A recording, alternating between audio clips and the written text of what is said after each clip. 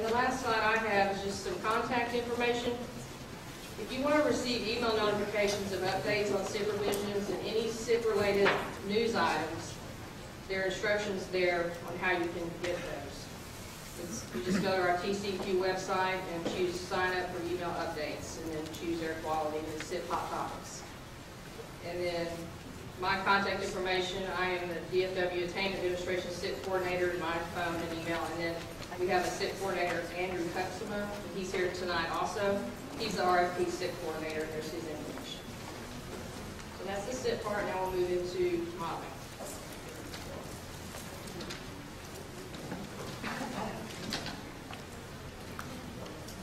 Hello everyone, my name is Doug Boyer. I'm with the Air Modeling and Data Analysis section at TCEQ. I'm going to discuss our modeling for SIP development. And when we're talking about modeling, ozone is our main concern here. And I want to say that ozone is not a primary pollutant. It's not emitted from our tailpipes or smokestacks or your neighbor's noisy lawnmower. It is formed in our atmosphere through chemical reactions of its precursors, NOx or nitrogen oxides, and volatile organic compounds or VOCs.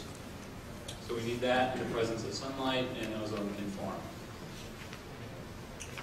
So when we're modeling for ozone, we're talking about a computer simulation. And one advantage of a computer simulation is that we can predict pollutant concentrations at places without monitors. And we've had a lot of monitors throughout the Dallas-Fort Worth area, but it's not practical to put one everywhere. So that's one advantage.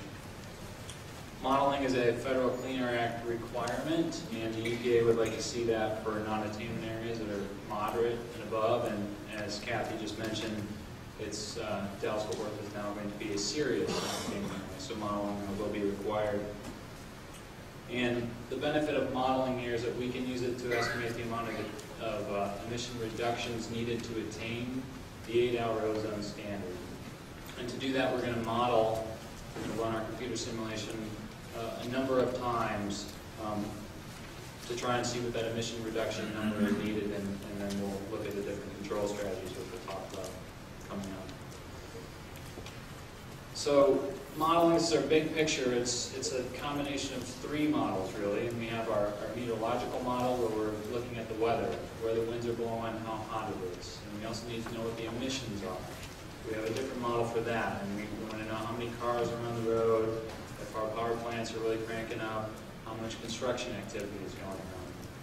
Those are fed into our air quality model, and that's where the chemistry happens. And the output from that is the air pollutant concentrations, or the picture of ozone for our air.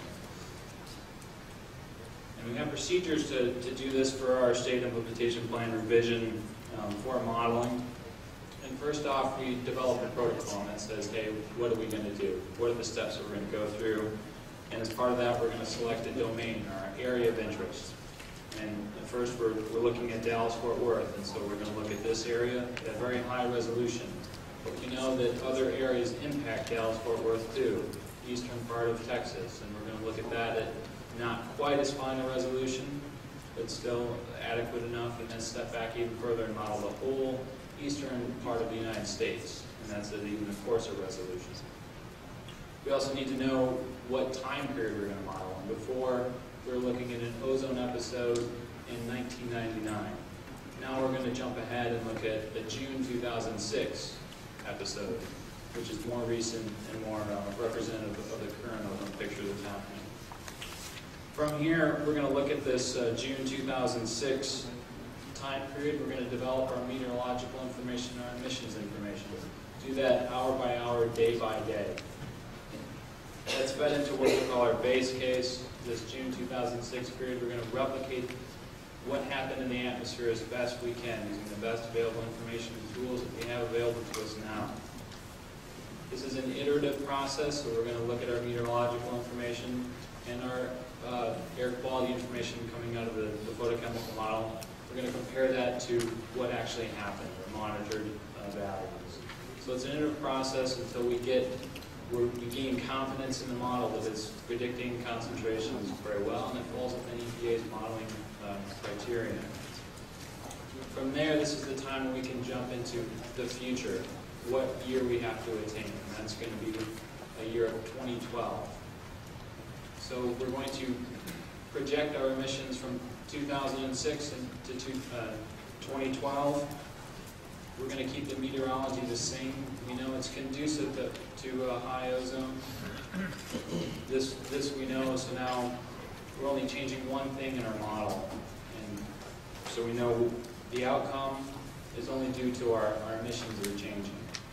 So from there, once we run our future case model in 2012, we can estimate the amount of emission reductions that may be needed and test proposed control strategies. So this is our modeling timeline, and we are modeling now this June 2006 base, and we expect to be continuing that through the end of next month. We've been able to leverage a lot of emissions and meteorological information from what we did for our latest Houston SIP revision, because we modeled part of this time period, this June 2006 episode, for Houston as well. And so we're a little bit ahead of the game there. And then once we've gained enough confidence in our model to predict what happened, or to replicate what happened in 2006, we'll move forward to 2012 and jump into the future. And that's going to happen through the end of the year. And during that time, we can start testing these proposed control strategies. So here's my contact information. Welcome to contact me, offer me any input into our modeling, and Lindley Anderson will talk about our proposed control strategies.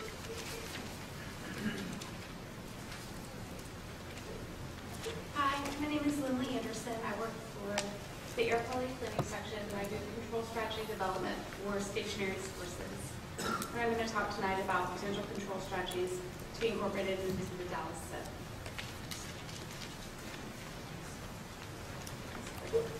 So, as Kathy mentioned earlier, one of the federal Clean Air Act requirements for the SIP is a reasonably available control measure analysis, or RACM analysis. The Federal Clean Air Act also requires the states to implement RACT, which is slightly different than RACM. Tonight we're mostly going to focus on RACM.